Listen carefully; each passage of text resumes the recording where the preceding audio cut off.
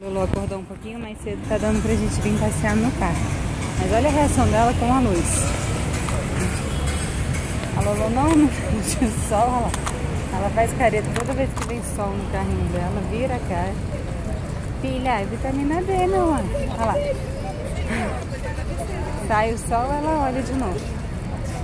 O sol, ela fica nervosinha. Olha o sol, né, cara? Olha lá. Pronto, filha, tá na sombra de novo.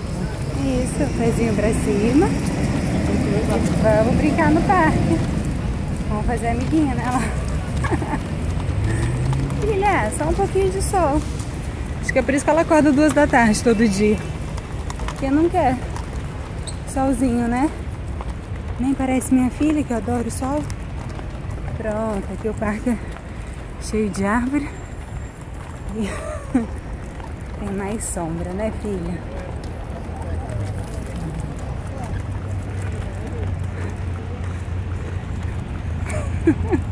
Ela vira o rosto toda vez. Olha lá. Pronto, filha, tá na sombra. Pronto. Aqui.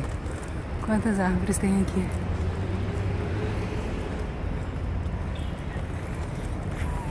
Show. Ah, vamos mostrar quem tá com a gente, sim? Manequinha. Eu adoro vir no parque também. A gente vai parar lá no parquinho de areia, onde sempre tem outras crianças. Não é, minha filha? Vamos ver se tem mais sol no caminho. Não. Tem que tomar sol, filho. Cheio de criança. Vamos ver como é que tá lá no nosso parquinho. Se tem muita criança, filho.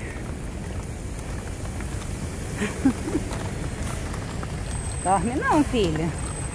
Dorme não, que a gente acordou cedo pra brincar. Opa, saúde. Olha lá, tá cheio de criança no parquinho.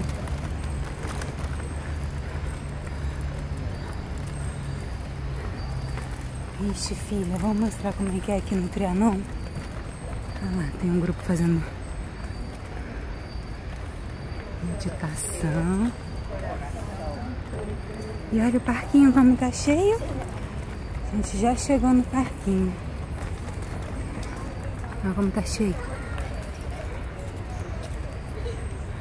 Vamos arrumar um lugar para estacionar o carrinho e a Esmeralda.